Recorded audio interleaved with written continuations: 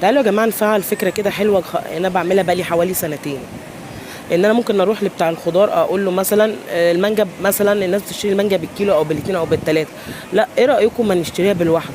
يعني انا كنت رايح اقول له مثلا عايزه مانجتين ووزنهم لي كام.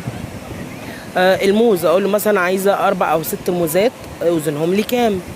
التين، في بعض حاجات في الفاكهه ان انت ممكن تشتريها بالواحده. طب ما نفعل الفكره دي، طب فكره حلوه. طيب تعالوا للفراخ، البانيه ممكن نشتريه بالقطعه، قطعتين 3 4 والراجل يوزن ويدفع. ممكن نعمل حركه الوراك نقسمها جزئين، الناس تشتري دبوسين او 3. الحاجات دي كلها يا جماعه هتساعدنا ان احنا يبقى في بيع وشراء. الناس اللي مش عارفه تشتري وحاملها منها بكيلو او 2 او ب3، طب ما انتوا خلاص دلوقتي تشتروا بالواحده. دول اوروبا كلها بتعمل كده، طبعا باستثناء الحاجه اللي بتشتري زي الرز بالكيلو، المكرونه بالكيس.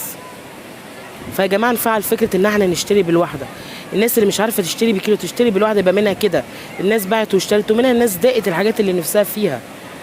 يا ريت يا جماعه بتوع الخضار وبتوع اللحمه واي حاجه نقدر نفعل النقطه دي. الحاجات اللي نشتريها بالواحده نشتريها بالواحده. يا ريت بجد نفعل النقطه دي، حلوه جدا. فيبقى في بيع وشراء ومش هنبقى حاملين هم حاجه. يعني لو اسره متكونه من 5 تنفار، ما ممكن يشتروا بانيه، يروح يقول له مثلا ايه كل واحد قطعه بانيه، نقول له لا يوزن 5 بانيهات ويشوفها كام. بدل ما تجيبي النص ب80 وب90 وب100، لا ممكن 5 بانيهات يجيبوا لك 50 60 جنيه. منها انت دقت البانيه ومنها كلت لحم فراخ. طبعا ما عدا اللحمه، طبعا بياعين اللحمه الجزارين، لو قلت له انا عايز ربع كيلو بيتريق، لا رد عليه كده قول له رد واحد. تبيع نص العمى ولا العمى كله؟ يبقى لا نص العمى، لا نبيع ونشتري. يا ريت نفعل يا جماعه النقطه دي حلوه جدا.